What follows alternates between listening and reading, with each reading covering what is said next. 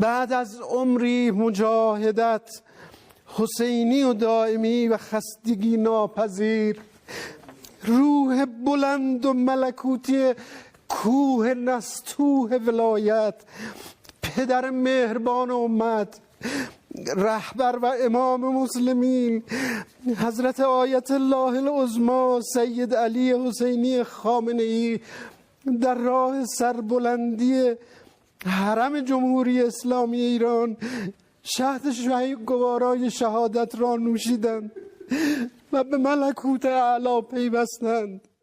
President Trump has confirmed Iran's supreme leader, Ayatollah Ali Khamenei, is dead following that major attack by the U.S. in Israel. Iran's supreme leader, the 86-year-old Ayatollah Ali Khamenei, is dead.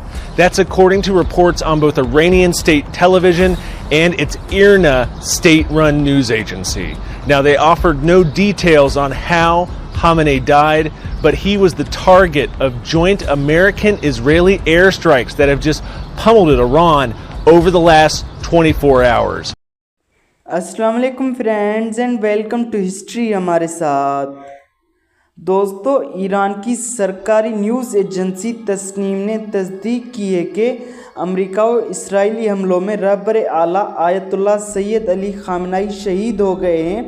اس سے قبل Donald Trump نے دعویٰ کیا تھا کہ ایران کے رہبر اعلیٰ آیت اللہ سید علی خامنہئی امریکہ اور اسرائیل کے مشترکہ حملوں کے پہلے ہی روز مارے جا چکے ہیں. دوستو، خامنہئی گزشتہ 3 دہائیوں سے زیادہ عرصے سے ایران کے رہبر اعلیٰ کے عہدے پر فائز رہے ہیں.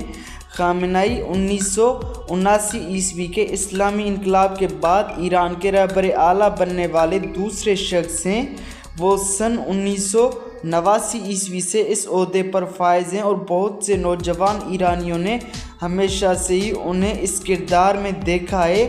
وہ ایرانی ریاست کے طاقت کے مرکزی حیثیت رکھنے کے لیے مشہور رہے ہیں.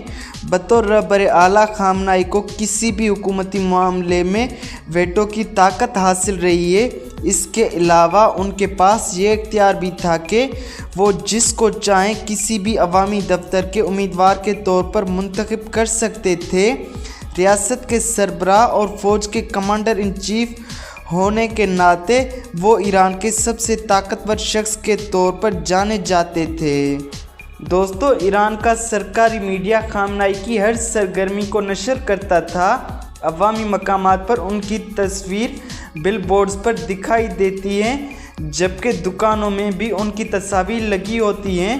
ایرانی صدور بیرون ملک اکثر سرخیوں میں رہے، لیکن ایران میں تمام معاملات کی باغ ڈور در حقیقت خامنہئی کے ہاتھ میں ہی رہی ہے. آیت اللہ خامنہئی 19 اپریل 1939 عیسوی میں ایران کے دوسرے بڑے شہر مشہد کے ایک مذہبی خاندان میں پیدا ہوئے. وہ اپنے بھائی اور بہنوں میں دوسرے نمبر پر ہیں اور ان کے والد ایک درمیانے درجے کے شیعہ عالم تھے. انہوں نے بچپن میں مذہبی تعلیم حاصل کی اور 11 برس کی عمر میں وہ ایک عالم کے طور پر اہل ہو گئے تھے.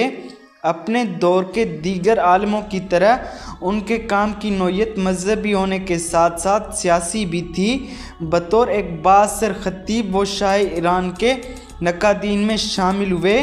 بالآخر سن 1979 عیسوی کے اسلامی انقلاب کے نتیجے میں ایران کے شاہ کا تختہ الٹ دیا گیا. خامنہئی کئی برسوں تک روپوش رہے اور انہیں جیل بھی کاٹنی پڑی. شاہ ایران کی خفیہ پولیس نے انہیں 6 مرتبہ گرفتار کیا اور انہیں تشدد کا سامنا بھی کرنا پڑا. دوستو، سن 1989 عیسوی کے انقلاب کے 1 سال بعد آیت اللہ روح اللہ خمینی نے انہیں تہران میں جمعے کی نماز کا امام مقرر کر دیا تھا. سن 1981 عیسوی میں خامنہئی ایران کے صدر منتخب ہوئے، جبکہ سن 1989 عیسوی میں روح اللہ خمینی کی وفات کے بعد مذہبی رہنماؤں نے آیت اللہ خامنہئی کو خمینی کا جانشین مقرر کر دیا. دوستو، خامنہئی ایران سے باہر بہت کم جایا کرتے تھے. وہ مرکزی تہران میں واقع ایک کمپاؤنڈ میں اپنی اہلیہ کے ہمراہ ایک سادہ زندگی گزارتے تھے. کہا جاتا ہے کہ وہ باغبانی اور شاعری کے شوقین تھے۔ ان کے بارے میں مشہور ہے کہ جوانی میں سگریٹ نوشی کرتے تھے، جو کہ ایران کے کسی مذہبی رہنما کے لیے ایک غیر معمولی بات تھی۔ 1980 کی دہائی میں ان پر ہونے والے ایک قاتلانہ حملے کے بعد سے خامنائی اپنا دایاں بازو استعمال نہیں کر سکتے تھے۔